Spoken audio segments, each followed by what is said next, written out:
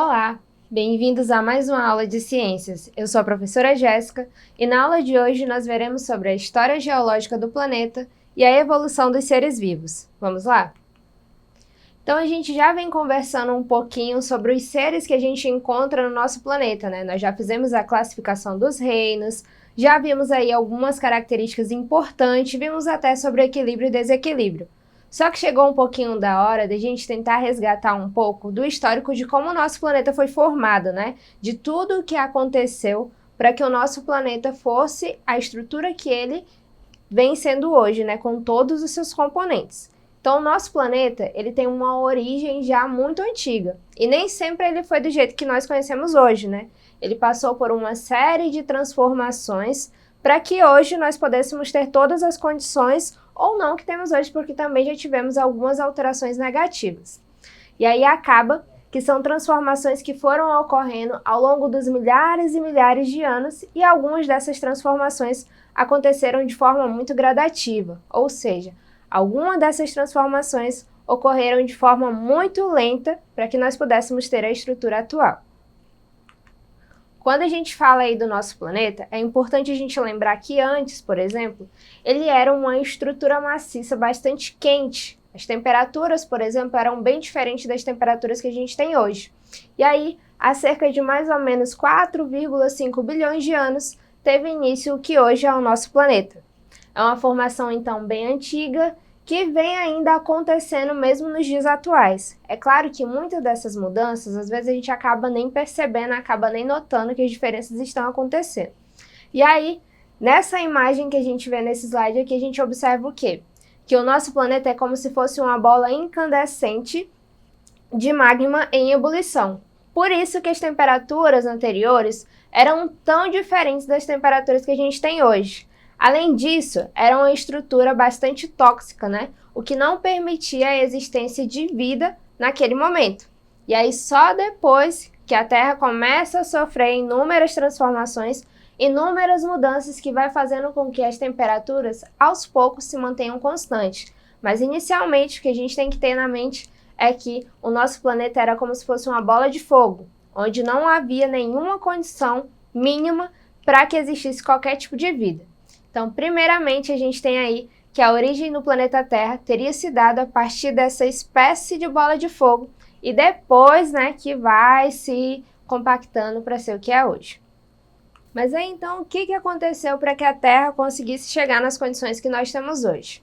O que acontece é que uma informação que eu falei lá no início da aula, eu disse que foram mudanças gradativas, né? E o que isso quer dizer? Que com o passar dos milhares de anos, a Terra foi lentamente começando a se resfriar. Ela foi deixando de ser aquela imensa bola de fogo. E assim, aos poucos, a gente começou a ter a nossa superfície enrijecida, né? Formando uma superfície rochosa. E aí, essa superfície rochosa é o que hoje nós chamamos de litosfera, que é a camada de rochas a qual compõe a superfície. E como que era a combinação atual também da nossa superfície? Como é que era formada, né? Anteriormente, nós tínhamos uma junção de calor, vapor e gases quentes. E por que nós tínhamos isso? Porque como era uma imensa bola de fogo, o que nós tínhamos aí era uma temperatura bastante quente que acabava sendo expelida pelos vulcões e também tinha a formação de muitas tempestades. As chuvas que aconteciam naquele momento eram chuvas bem diferentes das chuvas que nós temos atualmente, né? Eram chuvas que duravam bastante tempo.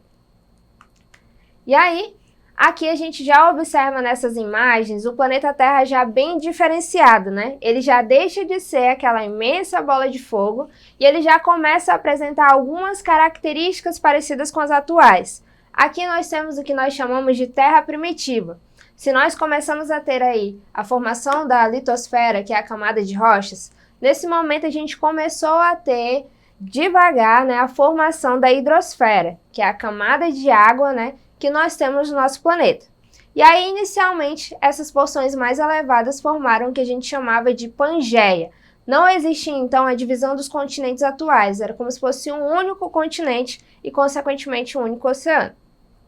E com isso, a gente entra, então, na teoria aí dessa Pangeia. O que seria, né? Todos os continentes estariam reunidos, não teria divisão aí, nenhum tipo de continente, tá? Todos estariam bem reunidos.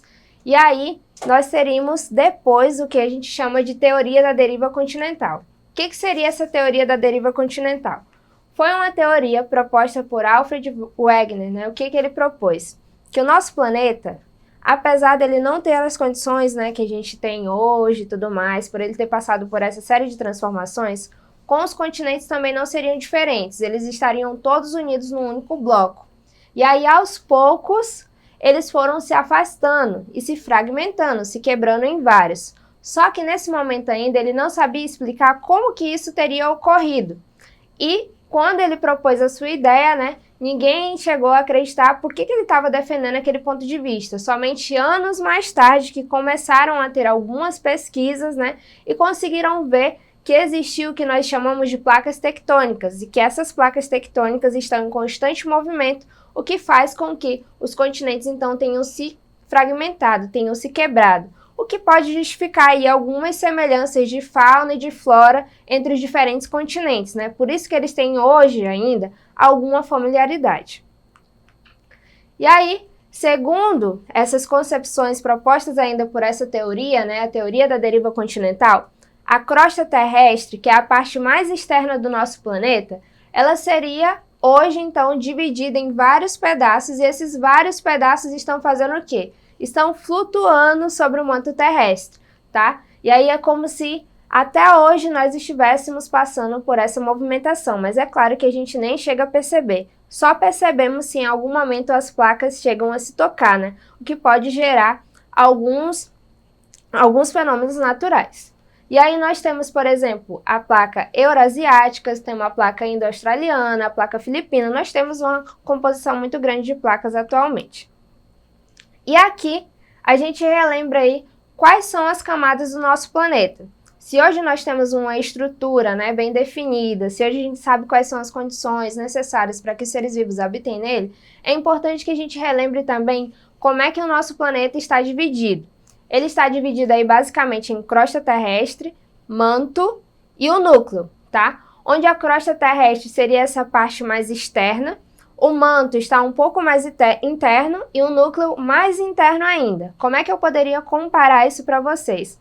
Seria mais ou menos um abacate, né? Ele tem a casca seria semelhante aí à crosta, aquela parte da polpa seria o manto e o caroço seria o núcleo, tá? Cada vez vai ficando mais interno.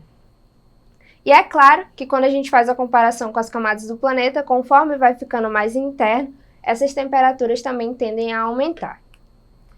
E tudo isso a gente consegue compreender porque hoje a gente tem um entendimento também de como que funciona o ciclo geológico, né? De como é que funciona a todo momento a transformação da litosfera, né, que vai se transformando, vai se fragmentando, né? Nós temos a formação aí também da hidrosfera e da atmosfera. A gente também tem que ter isso bem nítido, né? Que a litosfera é camada de rochas, a hidrosfera é camada de água e a atmosfera vai ser a camada de ar envolvendo o nosso planeta. Então, todas essas camadas são essenciais para que a gente tenha as condições necessárias para que os seres vivos possam estar aqui nesse ambiente. E aqui, o conjunto de todas elas, nós temos aí o que nós chamamos de biosfera. O que isso quer dizer? Quer dizer que para que a gente entenda que existe vida na Terra e até hoje não existe comprovação científica de que há ou não vida em outro planeta, é porque nós temos a reunião dos 3 fatores necessários. E esses 3 fatores necessários, né, vão compor justamente biosfera, porque se a gente for ver o entendimento dessa palavra, a gente vai ver que significa uma esfera contendo vida, graças às condições propícias para isso. E o que mais que é importante a gente saber de todas essas transformações? Quais foram as transformações ocorridas, então, afinal? Que foi extremamente essencial que acontecesse a formação dos oceanos para o surgimento de vida inicialmente na água, né? Porque inicialmente o que nós tivemos foi o surgimento dos seres aquáticos, depois que eles conseguiram conquistar o ambiente terrestre, tá? Temos também aí, depois, a conquista das plantas, né? As plantas marinhas também começaram a se desenvolver e depois que elas conseguiram atingir o ambiente terrestre, assim como os animais, tá? E aqui a gente vê aí também como é que esse processo aconteceu, tá? Tinha lá, né, intensas tempestades acontecendo, intensas temperaturas, e aí aos poucos moléculas orgânicas foram se formando nos mares primitivos. Lembra lá da Terra primitiva que eu mostrei lá no início? Depois, nós tivemos formação do que nós chamamos de coacervados, que aos poucos foram se juntando, e aí nós tivemos o surgimento dos primeiros seres vivos. E depois nós tivemos aí os animais terrestres, né, que foram os primeiros animais que conseguiram atingir um ambiente terrestre, e só depois que nós tivemos uma estabilização de temperatura, né, quando as temperaturas começaram a baixar mais, quando elas começaram a se tornar mais estáveis, que nós conseguimos, então, cada vez mais ter a diversidade de seres que nós temos hoje. Então, antes, nós não tínhamos todos os reinos, né? Não tínhamos todas as classes que a gente estudou até aqui. Nós não tínhamos, de uma vez, aves, répteis, mamíferos, anfíbios. Foi um surgimento que foi acontecendo gradativamente, tá bom? E depois, nós tivemos aí, então, né, concluindo, aliás, tudo isso, nós temos aí que a biosfera, ela passou por uma série de transformações. Antes, né, era aquela esfera totalmente sem condições para ambiente de vida. Depois, quando a temperatura foi caindo, que nós tivemos aí as condições necessárias para a vida que a gente tem hoje. Então, basicamente, a gente pode definir que a biosfera é toda essa esfera contendo vida, tá? E que ela foi formada há milhares de anos atrás, passou por uma série de transformações, né? Antigamente tinha altas temperaturas, depois que as temperaturas foram ficando estáveis, né? E com isso propiciou todas as características necessárias para que os seres habitassem no planeta atual que a gente tem hoje. E é por isso que a gente faz o estudo no 7º ano de todos os seres vivos, e agora a gente faz o resgate aí de qual afinal são as características do nosso planeta e por que a gente consegue ter uma diversidade tão grande de vida somente no planeta Terra e não nos outros planetas, tá? Então, essa foi a nossa aula de hoje. Eu espero vocês nas próximas aulas e vocês podem acessar essa mais vezes lá na plataforma Eduque. Até a próxima aula!